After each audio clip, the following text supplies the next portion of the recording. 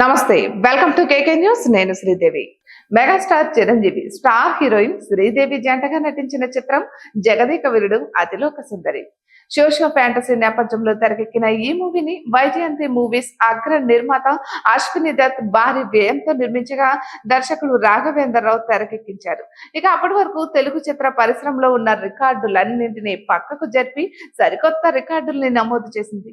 తుఫాన్ ని సైతం లెక్క చేయకుండా థియేటర్స్ అన్ని హౌస్ఫుల్స్ తో రన్ అయ్యాయంటే ఈ మూవీ సృష్టించిన ప్రభంజనాన్ని మనం అర్థం చేసుకోవచ్చు.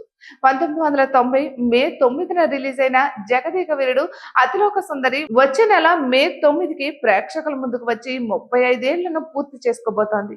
ఈ సందర్భాన్ని పురస్కరించుకుని జగదేక వీరుడిని మే 9న మరోసారి ప్రేక్షకుల ముందుకు తీసుకురాబోతున్నామని వైజయంతి సంస్థ అధికారికంగా ప్రకటించింది.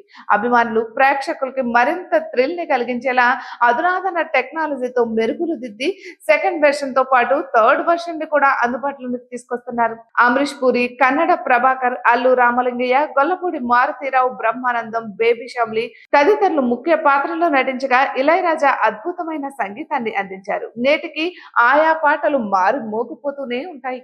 ఇటువంటి మరెన్నో వీడియోస్ కోసం కేకే న్యూస్ తెలుగు ఛానల్ ని సబ్స్క్రైబ్ చేసుకోండి.